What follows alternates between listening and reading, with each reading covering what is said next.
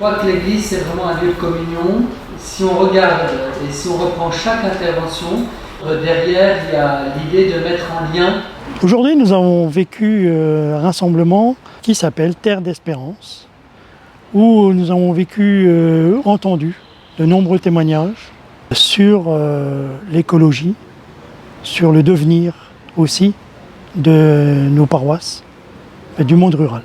J'avais envie de partager ce qu'on peut vivre dans une petite commune, ce qui se fait en association, ce qui se fait au niveau de la mairie. Aujourd'hui, il y a eu une découverte des enjeux de l'écologie pour toute une société, la découverte de ce que ça a mis en route dans des communautés locales et de tout ce qu'il nous reste à faire pour que toutes les difficultés auxquelles est confronté le monde agricole et le monde rural puissent être petit à petit traitées et disparaître.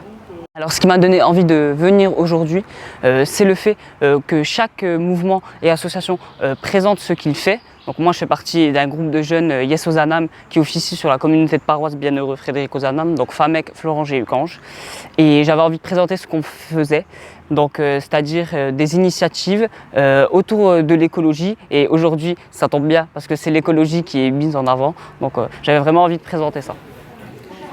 Chaque ville, à sa façon, donne son côté écologique. On ne fait pas tous la même chose. Il y en a qui aident plus que d'autres, mais ça n'a pas d'importance. Le plus important, c'est même si on ramasse un seul mégot de cigarette, c'est déjà ça. Il y a des mots, il y a une globalité des choses. Quand on parle dans l'église de prendre en compte l'écologie, c'est-à-dire c'est pas seulement ce qui se passe dans les murs de l'église, mais aussi autour, ce qui anime tout ça, ça me plaît. Je suis venue pour montrer qu'il y a aussi des jeunes, on fait partie de l'église, que même si on ne nous voit pas souvent, on est là. Du coup, pour montrer qu'on existe, même pour montrer à d'autres jeunes qui pensent qu'ils sont seuls, non.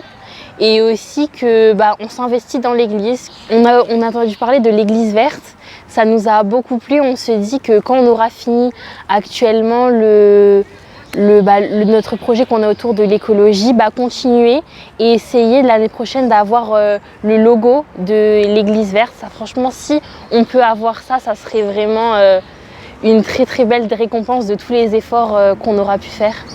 J'ai trouvé ça assez formidable de voir tous ces petits projets mais qui mobilisent chaque fois du monde pour essayer de faire du lien, de faire communauté. Et je crois que c'est quelque chose dont on a extrêmement besoin actuellement, donc c'est source d'espérance. Ce qui m'a particulièrement marqué, c'est l'idée de jardin de partage, où chacun pouvait donner ce qu'il avait récolté ou alors prendre. C'est un peu un système d'échange, donc c'était plutôt pas mal pour créer du lien social entre les personnes. Ce qui m'a marqué, un des derniers témoignages concernant la solidarité entre agriculteurs. Bon, je sais que personnellement, j'étais à un moment donné dans cette situation. J'aurais bien aimé peut-être qu'on en parle. Mais c'est aussi bien de le mettre en avant, la solidarité qui existe. Et puis il y a aussi ce témoignage des jeunes là, qui m'a bien plu, parce que je me retrouve un petit peu aussi là-dedans. On a envie de faire des choses un jour, et puis on chemine, et puis j'espère quelque chose qui germera. Je repars avec le souhait, sans doute, de mieux creuser ce qui pourrait être fait pour permettre aux agriculteurs déjà de vivre décemment du fruit de leur travail. Je pense que ce soir, j'aurai encore un appel de lui. Depuis 7 ans, ça se passe comme ça tous les 2-3 jours.